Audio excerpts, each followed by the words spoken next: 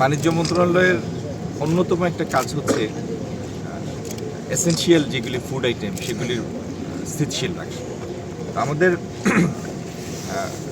যে সময় আমরা দায়িত্বটা নিয়েছি তার পরের দিন থেকে রোজা মাস শুরু হয়েছে। আমাদের রিয়াকশন টাইমটা ছিল না, মাঝখানে আমরা কিছু করবো সেরকম ছিল না। কিন্তু ভালো দিকটা হচ্ছে আমাদের হাতে যে পরিমাণ সরবরাহ আছে সেই সরবরাহ বাজারে মূল্য স্থিতিশীল রাখার জন্য পর্যাপ্ত। সুতরাং এটির জন্য কোনো শঙ্কার কারণ নেই। আর সিলেটের জন্য যে পরিকল্পনা, এই দীর্ঘ নির্বাচনী প্রচারণার সময় আমি আমার প্রত্যেকটা বক্তব্যে এটির উল্লেখ করেছি এবং আমার ম্যানিফেস্টোতে যা আছে আগামী 5 বছরে তার অক্ষরে অক্ষরে বাস্তবায়ন করার চেষ্টা করব ইনশাল্লাহ। আপনারা দোয়া করবেন যেন এই পরিকল্পনাগুলি সফলভাবে আমরা বাস্তবায়ন করতে পারি, যেটির সাথে সিলেটের মানুষের জীবনমান উন্নয়নের প্রশ্ন সরাসরি জড়িত।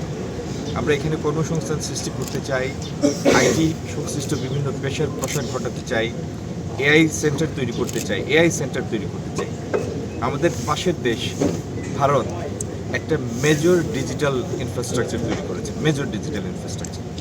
সেইখানে সরকারি কর্মচারীদের এআই ট্রেন করার জন্য তাদের স্কিম আছে, প্রোগ্রাম আছে। আমরা যদি পিছিয়ে থাকি, আজকে 2026 সনের পৃথিবী আমাদের দিকে করুণার দৃষ্টিতে তাকাবে না। আমাদের বাকি পৃথিবীর সাথে প্রতিযোগিতার সক্ষমতা অর্জন করতে হবে। তো এই যে সমস্ত চ্যালেঞ্জ আমাদের সামনে আছে, সেই চ্যালেঞ্জগুলি মিটিয়ে বাংলাদেশকে একটি বৈশ্বিক অবস্থানে নেওয়ার জন্য আমাদের যে পরিকল্পনা, উদ্যোগ এবং আন্তরিকতা, সেটা ইনশাল্লাহ আগামী 5 বছরে আমরা প্রত্যেকটা দিন, প্রত্যেকটা মিনিট এটি বাস্তবায়নের জন্য কাজ করব। তাদের চ্যালেঞ্জ তো অনেকগুলি আছে। একটা হলো আজকে থেকে 2 বছর আগেও যে ট্রেড রেজিম ছিল পৃথিবীতে, WTOর আন্ডারে একটা গ্লোবালাইজড একটা পৃথিবী ছিল। হঠাৎ করে আমেরিকান ট্যারিফটাকে একটা অস্ত্র হিসাবে বিভিন্ন ক্ষেত্রে ব্যবহার করার কারণে এই WTO রেজিমের বা যে গ্লোবাল ওয়ার্ল্ড যেটি স্লোগানটা খুব জনপ্রিয় একটা স্লোগান ছিল, এবং আন্তর্দেশীয় বাণিজ্য যতটুকু সম্ভব সহজীকরণ করা হয়েছিল যাতে গুডস অ্যান্ড সার্ভিসের অবাধ প্রবাহ থাকে, এই উদ্দেশ্য সামনে রেখে সেই নোশনটা, সেই কনসেপ্টটা বিরাটভাবে বাধাগ্রস্ত হয়েছে।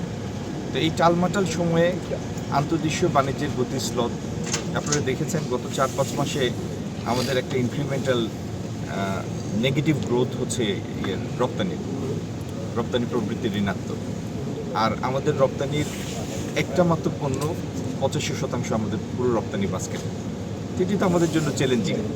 সেই জায়গা থেকে আবার বাংলাদেশকে উত্তরণ ঘটানো, রপ্তানি প্রবৃদ্ধি অর্জন করা, আমাদের রপ্তানি বাস্কেটটাকে বড় করা, নতুন নতুন পণ্য অন্তর্ভুক্ত করা, এটার মধ্যে বৈচিত্র্য আনা, ডাইভার্সিফিকেশন আনা, এগুলি আমাদের আগামী দিনের চ্যালেঞ্জ। কিন্তু এটির কোনো বিকল্প নাই, এগুলিই করতে হবে। আচ্ছা।